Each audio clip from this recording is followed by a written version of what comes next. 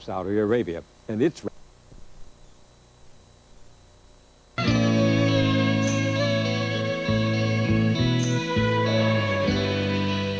Our guest earlier in this broadcast, Julie Taymor, does work that feeds the imagination, takes us through theatrical magic into the experience of other lives. If only the mass media were this creative with most of what it offers children these days. Alas, it's not.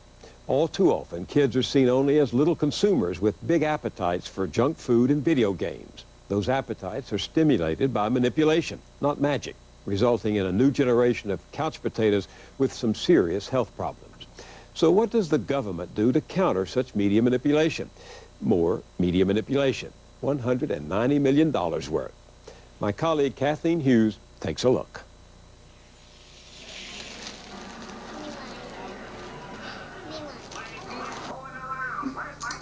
Kids love chips and television, frosted cereals and computers, French fries and more television.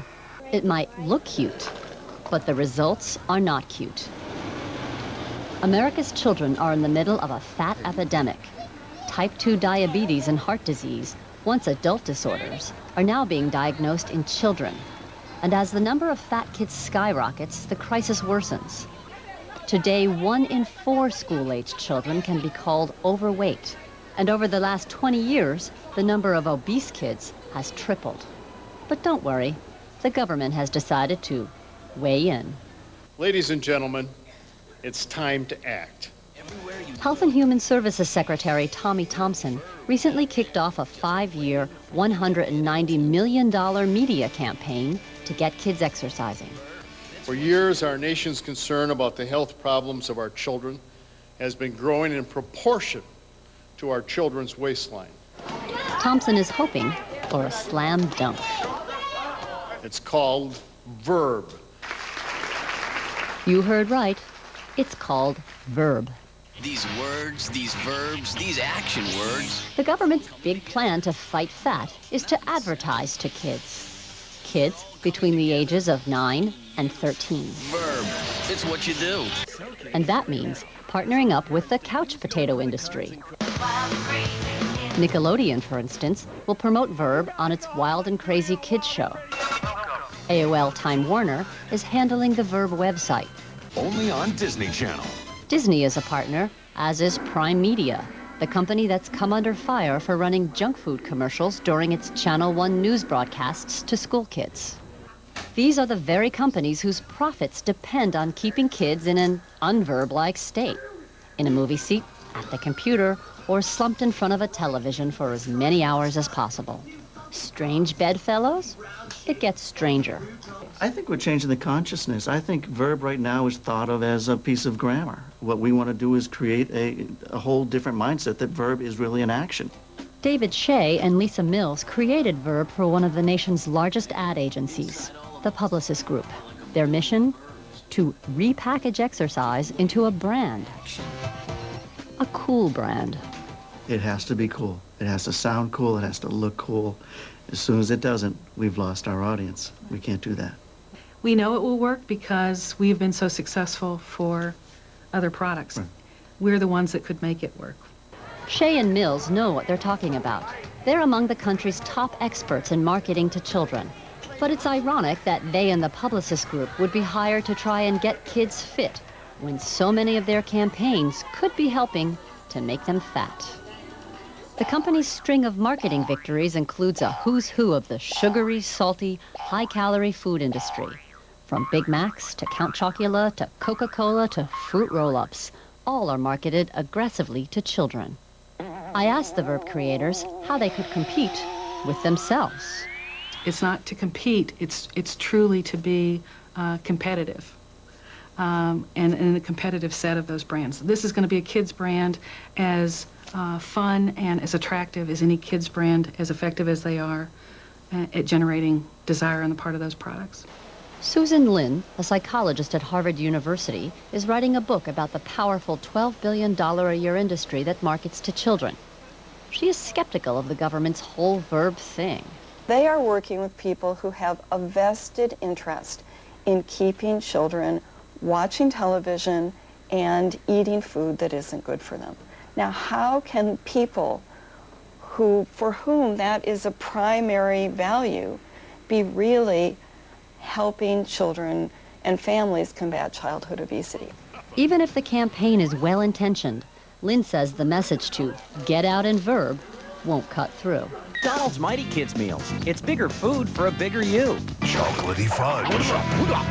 Creamy marshmallow. Wish a great tasting push pop.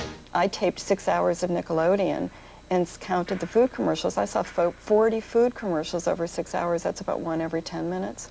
American kids see an average of up to 40,000 commercials every year.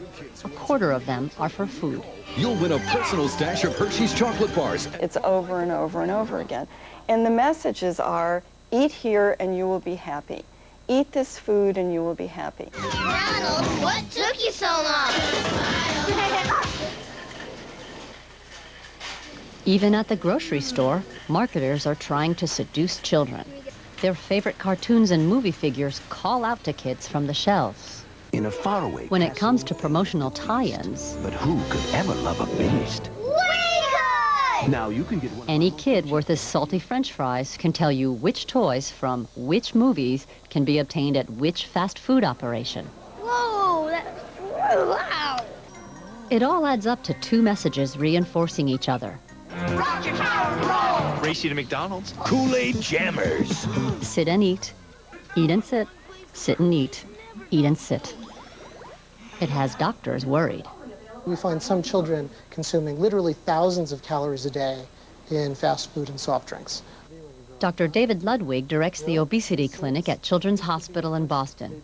He applauds the effort to get kids active, but he says, unless the corporations that entice kids to eat too much are reined in, little will change. There's a tremendous amount of profit, which is now being made by marketing fast food, soft drinks, and other high-calorie, poor nutrition foods directly to children.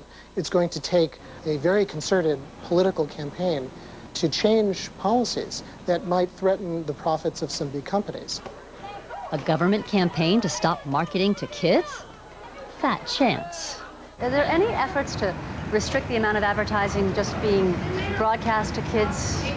No, but we want to do the positive. We don't want to do the negative. We want to be out there encouraging children to get out of the front room of their house and out into the streets and playing baseball, dancing, playing some kind of sports, being physically active. These words, these verbs. Do you think these messages, will there be enough of them to compete with all the food and bad lifestyle? Probably not, but at least we're starting, and at least we're going to push through and hopefully get some real action. And I'm hoping, that other people will start seeing our advertising and say they want to participate.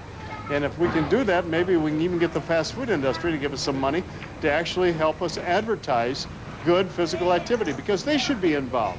Instead of just selling their product, they should help us lead healthy lives. It's what gets you trying things you've never tried before. It's your verb. Got one yet? Are you going to actually tell kids don't eat French fries, or tell them? It's not our intent to ever say no. It's to say what we want you to do. It's in the science language, it's not a cessation program. It is not a don't do program.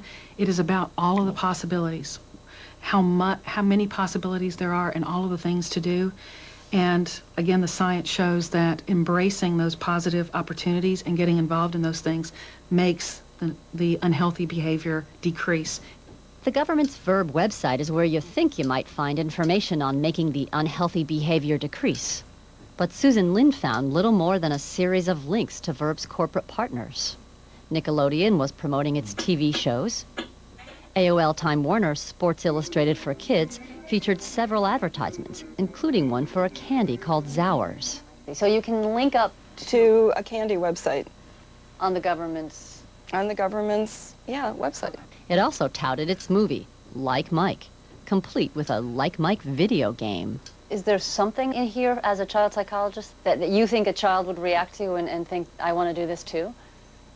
I think that what this website does is encourage people to sit here and try to shoot baskets. He's getting great exercise. I'm just sitting here. The website, a government source told me, is slowly being filled out with more Verb content. It will hint, but but never directly tell kids they should turn off the computer and go play.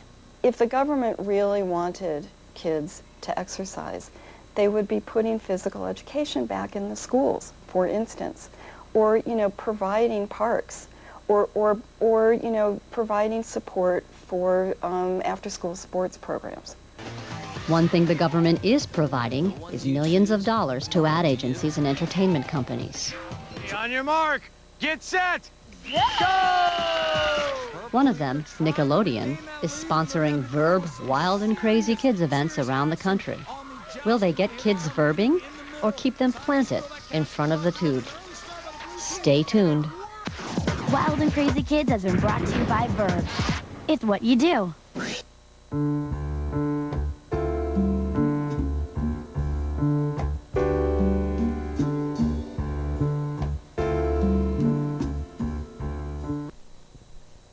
Be consumers instead of citizens, or that the owners of big media look upon America as just one vast shopping mall.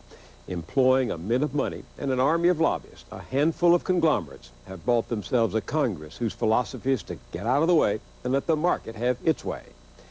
Now, the last place in Washington where there's been any challenge to media monopoly is crumbling. There's a move afoot for a major rewrite of the laws that directly affect what you read, see, and hear in the media. It's all taking place at the Federal Communications Commission, the FCC. But the odds are the market won't even tell you about it. The FCC was established in 1934 to see that the nation's broadcasters served the public interest, making sure the airways were used for more than commercial purposes.